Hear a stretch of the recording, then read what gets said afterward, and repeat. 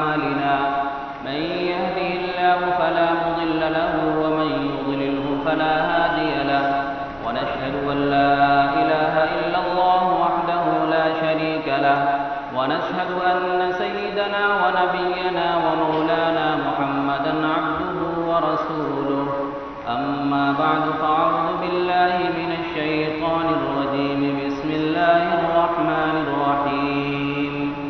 لقد كان لكم في رسول الله أسوة حسنة وقال تعالى في مقام آخر لقد من الله على المؤمنين إذ بعث فيهم رسولا من أنفسهم يتلو عليهم آياته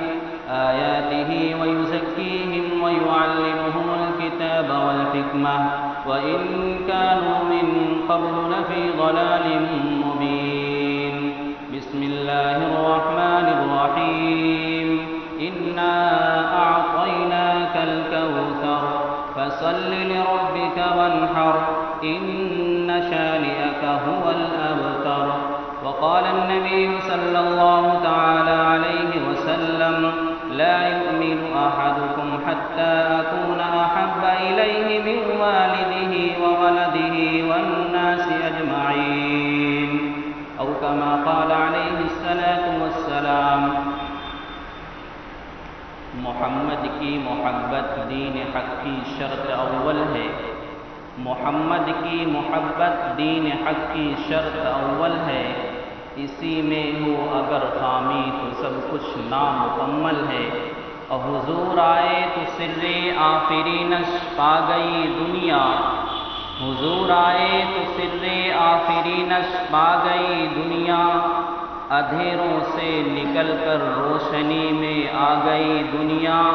اسوتے چہروں کا زنگ اترا بجھے چہروں پہ نور آیا سوتے چہروں کا زنگ اترا بجھے چہروں پہ نور آیا حضور آئے تو انسانوں کو جینے کا شعور آیا میرے واجب الاحترام بھائیوں دوستوں اور بزرگوں تقریباً 1 سال کے بعد آپ لوگوں سے گفتگو کرنے کا موقع مل رہا ہے اللہ رب العزت کا اس پر میں جتنا بھی شکر ادا کروں کم ہے کہ اللہ رب العزت نے مجھے یہ موقع فراہم عطا فرمایا اللہ رب العزت ہم سب کو عافیت کے ساتھ زندگی گزارنے کی توفیق عطا فرمائے میرے عزیز دوستو ماہ ربیع الاول کا مہینہ چل رہا ہے ہم اور آپ اس سے بخوبی واقف ہیں کہ یہ ربیع الاول کا مہینہ اللہ رب العزت کے پیارے حبیب جناب محمد عربی صلی اللہ علیہ وسلم کی ولادت کا مہینہ ہے اور ساتھ ہی ساتھ وفات کا بھی مہینہ ہے یعنی کہ اس مہینے میں حضور تشریف بھی دنیا میں لاتے ہیں اور اسی مہینے میں حضور پاک علیہ السلام دنیا سے تشریف بھی لے جاتے ہیں تو میں آپ کو بتانے کی کوشش کر رہا ہوں کہ اللہ رب العزت نے انسانوں کو بے شمار بے انتہا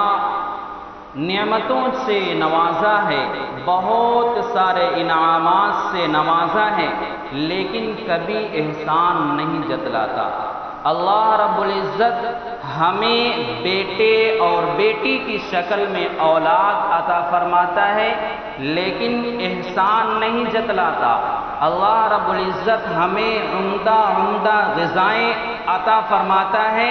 لیکن احسان نہیں جتلاتا اسی کے ساتھ ہمیں اللہ رب العزت صحت و تندرستی عطا فرماتا ہے لیکن کبھی احسان نہیں جتلاتا اسی طریقے سے اللہ رب العزت ہمیں ماں باپ جیسا مقام و مرتبہ یعنی کہ ان کا سایہ ہمیں توفیق عطا فرماتا ہے لیکن کبھی احسان نہیں جتلاتا اور یہیں پر بس نہیں ہے میرے عزیز دوستو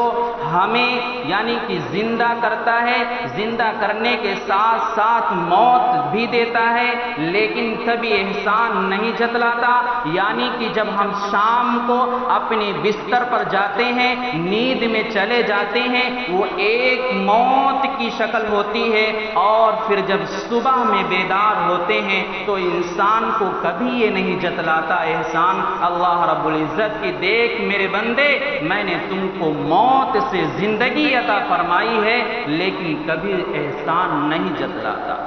لیکن عجیب بات ہے، تعجب کی بات ہے، حیرت انگیز کی بات ہے، اور دکھ کے ساتھ یہ بھی عرض کرتا چلوں کہ آج جمعہ کا دن ہے، مسجد بالکل ویران، مسجد بالکل خالی۔ یہ معاملہ تو جب میں 2021 میں آیا کرتا تھا تو بھی یہی معاملہ تھا۔ میں پوری کوشش کیا کرتا تھا کہ یہ جو ہمارے بھائیوں کے اندر، ہمارے بزرگوں کے اندر، ہمارے بوڑھوں کے اندر، ہمارے بچوں کے اندر جو باتیں یہ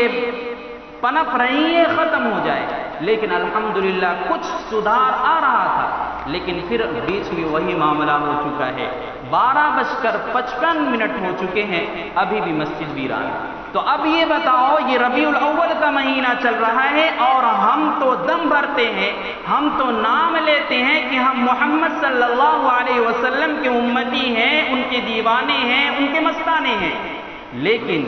کیا یہ محمد صلی اللہ علیہ وسلم سے محبت کرنے کا ثبوت ہے کہ اذان ہو چکی ہے پھر بھی مسجد ویران؟ بہت سے لوگ عین وقت کا انتظار کرتے ہیں کہ جب خطبے کا وقت ہوگا تب مسجد کے اندر انٹر ہوں گے، مسجد کے اندر داخل ہوں گے۔ تو یہ بھلا بتاؤ ہمارا ایمان کس لیول کا ہے، ہمارا عقیدہ، ہمارا یقین کس مقام کا ہے، کس بلندی کا ہے؟ خود توجہ، خود غور کریں، ہم اپنے ایمان کا، ہم اپنے یقین کا، ہم اپنے عقیدہ کا جائزہ لیں۔ تو میں عرض کیا کر رہا تھا کہ اللہ رب العزت ایک جگہ پر پریشان ہو جاتے ہیں، فکر مند ہو جاتے ہیں احسان جتلانے پر، اور وہ کیا کرتے ہیں؟ ارشاد ربانی ہوتا ہے۔ اللہ رب العزت قرآن پاک میں ارشاد فرما دیتے ہیں لَقَدْ مَنَّ اللَّهُ عَلَى الْمُؤْمِنِينَ إِذْ بَعَثَ فِيهِمْ رَسُولًا مِّنْ أَنفُسِهِمْ يَتْلُو عَلَيْهِمْ مِنْ آيَاتِهِ وَيُزَكِّيهِمْ وَيُعَلِّمُهُمُ الْكِتَابَ وَالْحِكْمَةَ وَإِنْ كَانُوا مِنْ قَبْلُ لَفِي ضَلَالٍ مُّبِينٍ۔ اے میرے بندو، اے میری بندیوں، اے بزرگوں، اے جوانوں، اے بچوں، میں نے تیرے اوپر بہت احسان کر دیا، بہت بڑا عظیم، بہت بڑا مقام، بہت بڑا احسان یہ عطا کر دیا کہ میں نے تیرے درمیان، تیرے موجود میں، تمہارے درمیان ایک ایسے بندے کو، ایک ایسے انسان کو بھیج دیا جس کا نام ہوگا محمد عربی صلی اللہ علیہ وسلم، اور صرف نام ہی نہیں ہوگا بلکہ نام کے ساتھ ساتھ ان کو ختم نبوت کا لیبل بھی لگا دیا جائے گا، مہر بھی لگا دی جائے گی،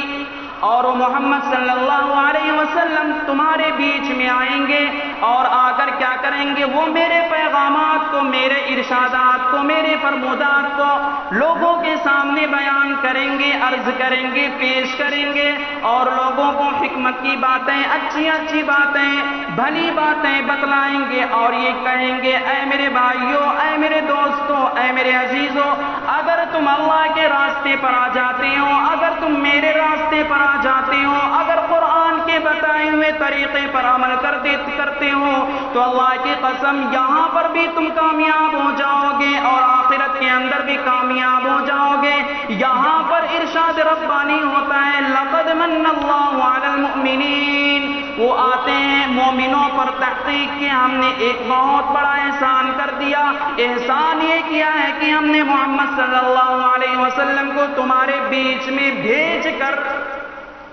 اب محمد صلی اللہ علیہ وسلم کا انتخاب ہو جاتا ہے،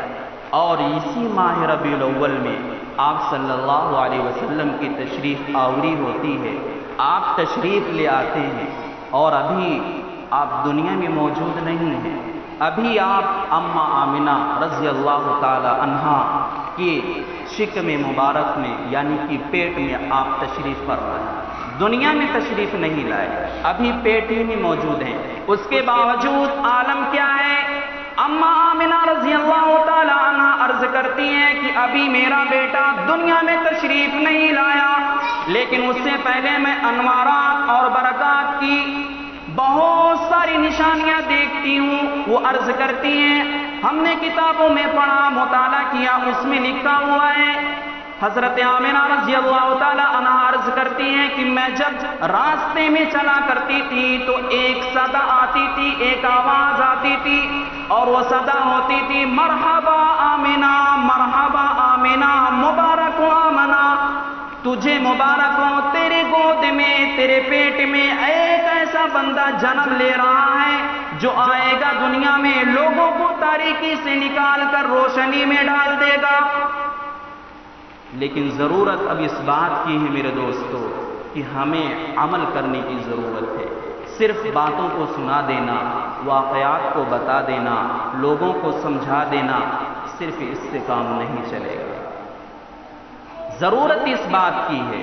کہ ہم اور آپ نبی پاک علیہ السلام کے ارشادات پر عمل کریں، اللہ رب العزت کے فرمودات پر عمل کریں، جیسا کہ قرآن میں آتا ہے وَأَقِيمُوا الصَّلَاةَ وَآتُوا الزَّكَاةَ، کئی جگہ 12 مرتبہ اللہ رب العزت فرماتے ہیں اے مومنو نماز قائم کرو اور کیا کرو، زکوٰۃ ادا کرو۔ لیکن معاملہ کیا ہے، ہماری ایک وقت کی نماز ادا ہوتی ہے، دوسرا وقت غائب ہو جاتا ہے۔ دارالعلوم دیوبند کے محتمم، دارالعلوم دیوبند کے بانی حضرت مولانا قاسم نانوتوی رحمۃ اللہ علیہ، اللہ تبارک و تعالیٰ ان کی مغفرت فرمائے، ان کے درجات کو بلند فرمائے، ان سے کسی نے سوال کیا اے حضرت والا دارالعلوم دیوبند کے محتمم مولانا قاسم نانوتوی رحمۃ اللہ علیہ سے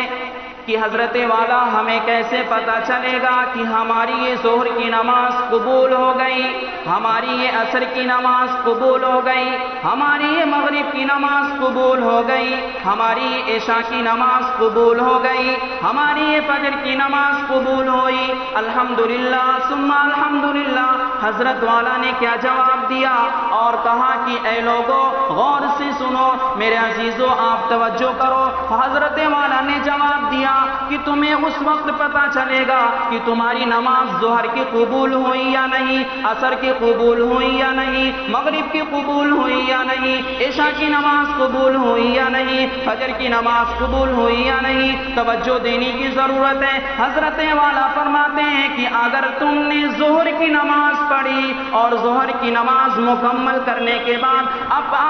تم دنیا کے معاملات میں، اپنے کاروبار میں لگ گئے، اس میں مشغول ہو گئے، اور جب تمہیں عصر کی نماز پڑھنے کی توفیق اگر مل گئی تو سمجھو کہ تمہاری ظہر کی نماز قبول ہو گئی۔ اور اسی طریقے سے جب تم نے عصر کی نماز مکمل کر لی اور مکمل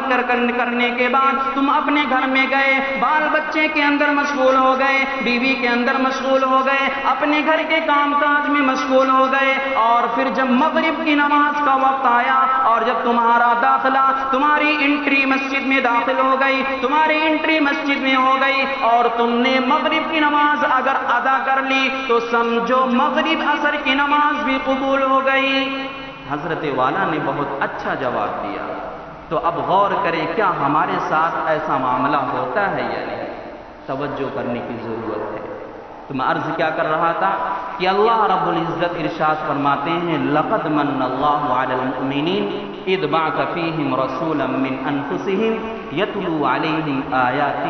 ویزکیہم ویعلمہم الکتاب، کہ تحقیق کہ ہم نے مومنوں پر بہت بڑا احسان کر دیا۔ وہ احسان یہ ہے کہ تم میں ہم نے ایک اپنے بندے کو بھیجا، ایک پیغمبر کو بھیجا، ایک رسول کو بھیجا، ایک نبی کو بھیجا جس کا نام ہوگا محمد عربی صلی اللہ علیہ وسلم، اور وہ آپ کے درمیان آئیں گے، آپ کے بیچ میں آئیں گے، لوگوں کو علم و حکمت کی باتیں بتلائیں گے، لوگوں کو اللہ کے ارشادات کو بتلائیں گے، لوگوں کو اللہ کی جانب سے جو پیغام دیا گیا ہے وہ بتلائیں گے کہ یہ حلال ہے، یہ حرام ہے، یہ جائز ہے، یہ ناجائز ہے، ساری چیزیں بتلائیں گے، اور پھر بعد میں کہیں گے کہ اگر تم ان تمام باتوں پر عمل کر لو گے تو کامیاب ہو جاؤ گے۔ تو اب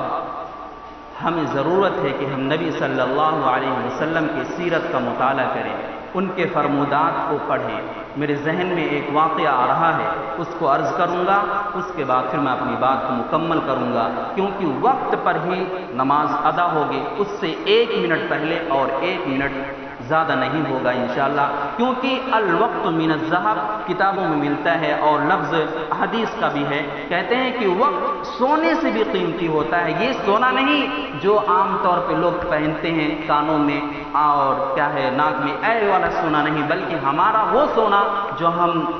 نیند میں شمار کرتے ہیں وہ بھی ہوتا ہے، اور یہ بھی سونا مراد ہو سکتا ہے، کیونکہ آج ہم اس سونے کی بہت قیمتی سمجھتے ہیں، لیکن نبی صلی اللہ علیہ وسلم نے فرما دیا کہ وقت بہت بڑی قیمتی چیز ہے، ہمیں اور آپ کو اس کا احساس نہیں ہوتا۔ اللہ کے نبی صلی اللہ علیہ وسلم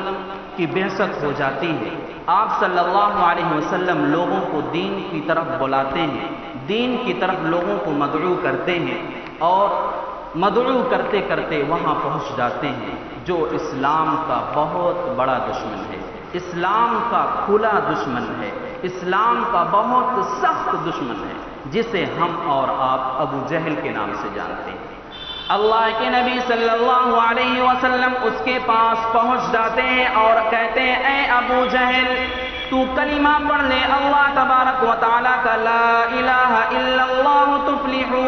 اگر تم اللہ تبارک و تعالیٰ کا کلمہ پڑھ لے گا تو کامیاب ہو جائے گا۔ لیکن ہوتا کیا ہے، کلمہ تو نہیں پڑھتا، ساتھ ہی ساتھ مزید اللہ رب العزت کو رسوا، اللہ کے نبی صلی اللہ علیہ وسلم کو رسوا کرتا ہے، ذلیل کرتا ہے۔ اللہ کے نبی صلی اللہ علیہ وسلم اس کو پیغام دیتے ہیں اور کہتے ہیں کہ تو اللہ کا کلمہ پڑھ لے تو کامیاب ہو جائے گا۔ چلو وہ کلمہ نہیں پڑھا، کچھ نہیں کیا، دور کی بات تھی، لیکن ساتھ ہی ساتھ اس نے نبی پاک علیہ السلام پر ظلم بھی کیا، تشدد بھی کیا، سختی بھی کیا، یہاں تک بھی کیا کہ آپ صلی اللہ علیہ وسلم کے سر مبارک پر مارا، اور مارا ہی نہیں، اس قدر ہی مارا کہ آپ صلی اللہ علیہ وسلم کے سر مبارک سے خون کے فوارے جاری ہو چکے ہیں، آپ صلی اللہ علیہ وسلم کے سر مبارک سے خون بہ رہا ہے، آپ صلی اللہ علیہ وسلم زار و قطار رو رہے ہیں، اور روتے ہوئے اپنے گھر کو چلے جاتے ہیں، اور گھر کو چلے جاتے ہیں۔ پھر یہ سارا ماجرا، ساری باتیں حضرت حمزہ رضی اللہ تعالیٰ عنہ کی خادمہ محترمہ وہ یہ تمام ماجرا دیکھ لیتی ہیں، اور دیکھنے کے بعد جاتی ہیں حضرت حمزہ رضی اللہ تعالیٰ عنہ کی خادمہ، حضرت حمزہ رضی اللہ تعالیٰ عنہ کی اہلیہ محترمہ سے سارا واقعہ بتلا دیتی ہیں، اور کہتے ہیں کہ اے حمزہ کی بیوی، تجھے پتا ہے کہ تمہارے بھتیجے کو، جو تمہارا یتیم بھتیجا ہے، اس کے ساتھ ابو جہل نے بہت سختی سے پیش آیا ہے، سختی سے ہی نہیں پیش آیا بلکہ اس کو اس قدر مارا ہے، اتنی سختی سے مارا ہے کہ ان کے سر مبارک سے خون بہ رہا ہے، ان کے سر مبارک سے خون جاری ہے۔ یہ ساری باتیں جب حضرت حمزہ رضی اللہ تعالی عنہ اپنے گھر میں آ جاتے ہیں تو ان کی بیوی محترمہ بتلا دیتی ہیں کہ آپ کے بچے کو، آپ کے بھتیجے کو، آپ کے لاڈلے کو ابو جہل نے مارا ہے، اور اتنا مارا ہے کہ ان کے سر مبارک سے خون جاری ہے۔ اتنا سننا ہوتا ہے میرے عزیزوں، یہ اسلام قبول کرنے سے پہلے کا واقعہ ہے، ابھی حضرت حمزہ اسلام قبول نہیں کیے ہیں، ان کا جذبہ دیکھیے اسلام کے بارے میں، ان کا جذبہ دیکھیے ایمان کے بارے میں۔ آج ہمارا معاملہ کیا ہے، آج ہمارا رویہ کیا ہے، آج ہمارا اخلاق کیا ہے، آج ہمارے معاشرہ کا معاملہ کیا ہے کہ گناہوں پر گناہوں ہوتے جاتے ہیں، کوئی پرواہ ہی نہیں، ہمارا بچہ غلط لائن اختیار کر رہا ہے، کوئی پرواہ نہیں، کیونکہ قرآن پاک میں اللہ رب العزت نے ارشاد فرما دیا، یا ایھا الذین آمنوا قوا انفسکم واہلیکم نارا، اے لوگو خود کو بچاؤ اور اپنے اہل و عیال کو بچاؤ، کس چیز سے بچاؤ؟ جہنم کی آگ سے بچاؤ۔ عجیب بات ہے، ہم تو نماز پڑھتے ہیں، ہم تو زکوٰۃ ادا کرتے ہیں، ہم تو روزہ رکھتے ہیں، ہم تو تہجد پڑھتے ہیں، لیکن ہمارا ایک لاڈلا بچہ ہے، ایک ہمارا بھتیجا ہے، ایک ہماری بیٹی ہے، ایک ہماری بیوی ہے، وہ نماز نہیں پڑھتی، وہ زکوٰۃ نہیں ادا کرتی، وہ روزہ نہیں رکھتی، کوئی پرواہ نہیں ہے۔ دکھ کی بات ہے، تکلیف کی بات ہے، ہم تو نماز ادا کرتے ہیں، لیکن ایک ہمارا بیٹا ہے نماز نہیں پڑھتا، ایک ہماری بیٹی ہے نماز نہیں پڑھتی، ایک ہمارا لاڈلا بیٹا ہے نماز نہیں پڑھتا، کوئی دقت نہیں، کوئی پریشانی نہیں ہوتی۔ قرآن کیا کہتا ہے؟ یا ایھا الذین آمنوا قوا انفسکم واہلیکم نارا، اے لوگو خود کو بچاؤ اور اپنے اہل و عیال کو بچاؤ۔ کس چیز سے بچاؤ؟